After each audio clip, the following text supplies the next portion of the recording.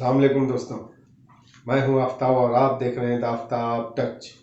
आपका हमारे इस चैनल पे इस्तकबाल है। दोस्तों, आज जो हम टॉपिक लेकर आए हैं वो है क्रिसमस।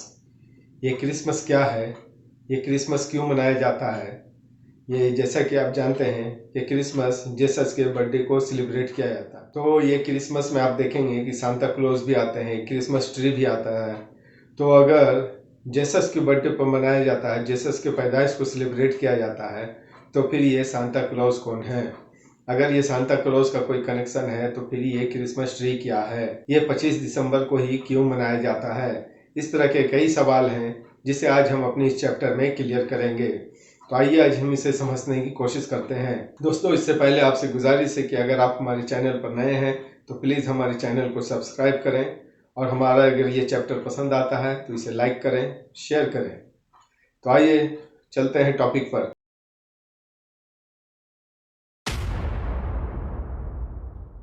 दोस्तों, जैसा कि हमारा टॉपिक है क्रिसमस, तो ये क्रिसमस क्या है। क्रिसमस एक पारंपरिक, एक रीति रिवाज के मुताबिक हर साल दिसंबर के 25 तारीख को मनाया जाता है। इसे लगभग दुनिया के तमाम कंट्री में मनाया जाता है। क्रिसमस को मानने वाले अक्सर क्रिश्चियन हैं, साथ में यहूदी भी इसे सेलिब्रेट करते हैं और बहुत सारे दूसरे धर्मों के मानने वाले हैं, वो भी इसे सेलिब्रेट करते हैं। तो इसका क्या है सब एक दूसरे का कनेक्शन, आइए हम इसे वन बाई वन करके समझते हैं।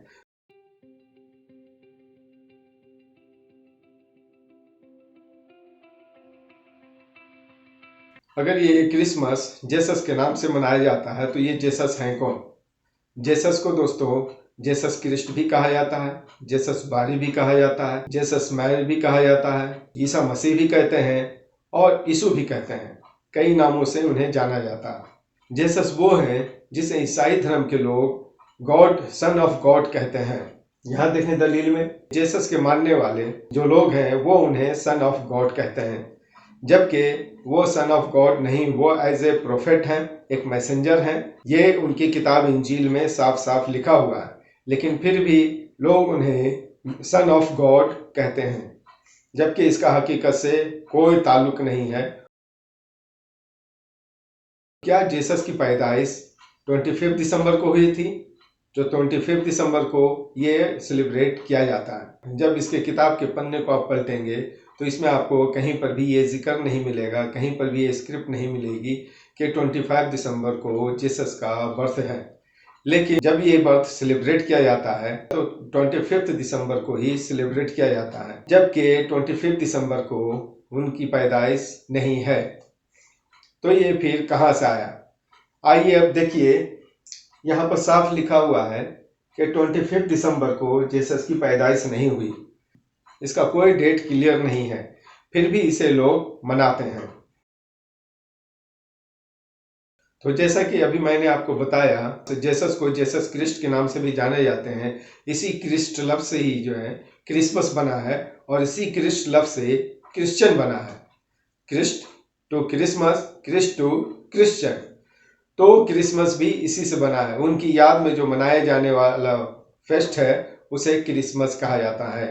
और उनके जो फॉलोवर हैं, उनको जो मानने वाले लोग हैं, उनके अनुसार चलने वाले जो लोग हैं, वो क्रिश्चियन कहलाते हैं। तो यहाँ पर क्लियर हुआ दोस्तों कि क्रिसमस क्या है और क्रिश्चियन कौन है। अब देखते हैं हम कि 25 दिसंबर को ही क्यों मनाया जाता है। आइए दोस्तों, तो हम तारीख के पिछले पन्नों को पलटते हैं।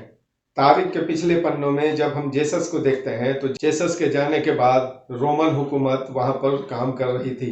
तो ये बात 300 एडी की है। जब जेसस के गुजरने के बाद 300 एडी में एक रूलर आया जिसे कॉन्स्टेंटाइन कहा जाता है। ग्रेट रूलर भी कहा जाता है, ग्रेट कॉन्स्टेंटाइन भी कहा जाता है। कॉन्स्टेंटाइन ने जब देखा कि उनके ज़माने में, उनके रूलिंग पीरियड में बहुत सारे लोग अनेक धर्मों को पूजते थे, अनेक धर्मों की इबादत करते थे, अनेक मजहब को मानते थे। कोई आग को पूज रहा है तो कोई किसी चीज़ को पूज रहा है, कोई पत्थर को पूज रहा है। इस तरह कई लोग अलग अलग मजहब को मानने वाले थे।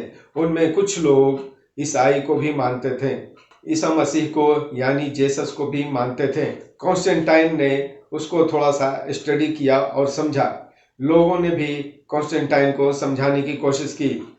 कॉन्स्टेंटाइन ने इसको धीरे धीरे करके जब समझ गए कि ये ईसाई धर्म सही है और इसे मानना चाहिए, बाकी सारे धर्म जितने भी ये लोग यूज कर रहे हैं, जैसे आग को पूजना या पत्थर को पूजना या किसी दरख्त को पूजना, कॉन्स्टेंटाइन को लगा ये सारे गलत हैं। उस टाइम में वहाँ के लोग अनेक धर्मों को मानने के बावजूद उनमें सबसे ज्यादा जो चलन था सूरज को मानने का था, और उस वक्त के लोग सूरज को सबसे ज्यादा मानते थे।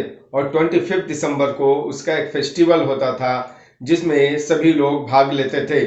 यही 25 दिसंबर कॉन्स्टेंटाइन को लगा यही सबसे अच्छा है हमारे ईसाई धर्म को फैलाने का।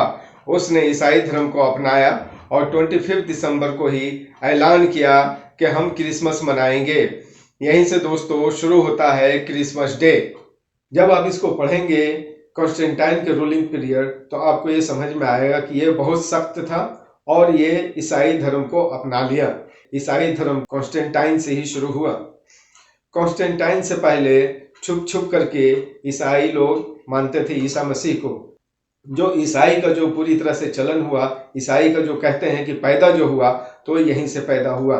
कॉन्स्टेंटाइन, याद रखिएगा नाम, ये आपको सवाल में भी आ सकता है।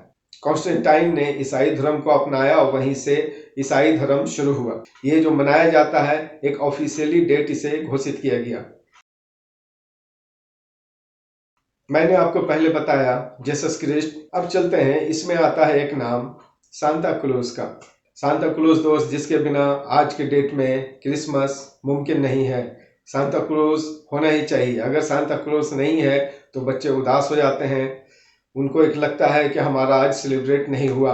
उन्हें इंतज़ार होता है कि सांता क्लॉज आएंगे, हमें गिफ्ट देंगे, मिठाइयाँ देंगे, हमें सैर कराएंगे, इस तरह की बहुत सारी बातें। सांता क्लॉज कौन थे? आइए उनको समझते हैं हम।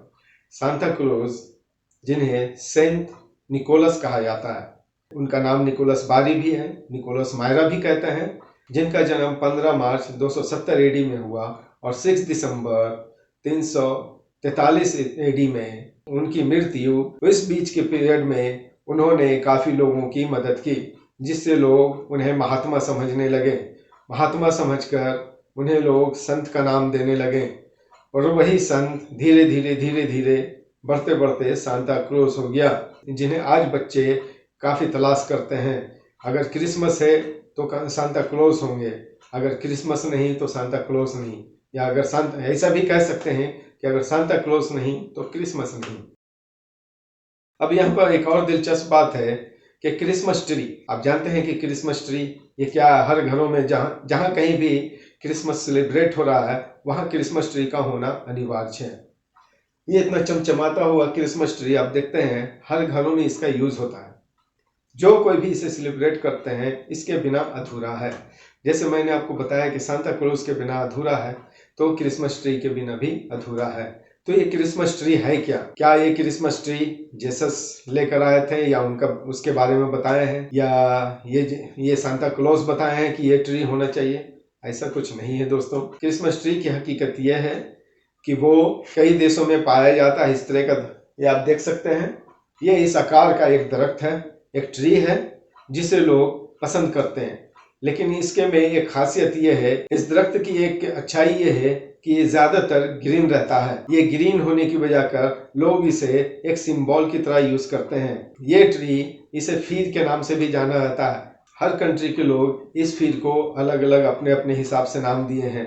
अगर जापानीज है तो कोरियन भी है, ग्रांड है, वल्सम है, इस तरह के कई फीर है, हिमालयन फीर भी है इसमें। तो ये सारे फीर के नाम आप यहाँ देख सकते हैं। ये देखिए कितने सारे यहाँ पर फीर हैं, सभी अलग अलग हैं। इसकी खासियत यह है, इसकी अच्छाई ये है इस ट्री की, ये खूबसूरत होने के साथ साथ ये ग्रीन रहता है, इसलिए लोग इसे विश के तौर पर यूज करते हैं। आजकल आप देखते होंगे कि आमतौर से लोग एक दूसरे को विश करने के लिए बुके देते हैं, फ्लावर्स देते हैं, कई तरह से विश करते हैं। उसी तरह ये भी एक विश करने का एक तरीका है। तो ये है हकीकत दोस्तों क्रिसमस ट्री का। अब रही बात मैरी क्रिसमस।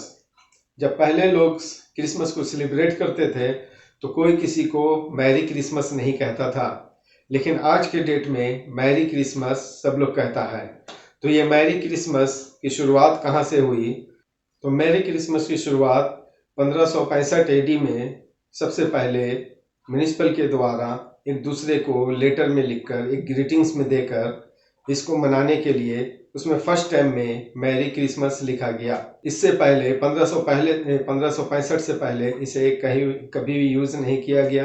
1565 से पहले ये वर्ड नहीं था। लोग एक दूसरे को विश करते थे, लेकिन ये फर्स्ट टाइम 1565 एडी में इसे यूज किया गया। तो ये था दोस्तों आज के कई सवाल। तो ये सारे कंक्लूजन थे दोस्तों। उम्मीद करते हैं आपको ये समझ में आ गई होगी। लेकिन ये है कि आज इस्लाम में और इन लोगों से नाइत्तेफाकी है। वो क्योंकि क्रिश्चियन कहते हैं कि जीसस सन ऑफ गॉड है, लेकिन इस्लाम के लोग कहते हैं कि अल्लाह एक है, अल्लाह इज अलोन। तो उसका कोई बेटा नहीं, कोई भाई नहीं, कोई भतीजा नहीं, कोई परिवारवाद नहीं, अल्लाह अकेला है।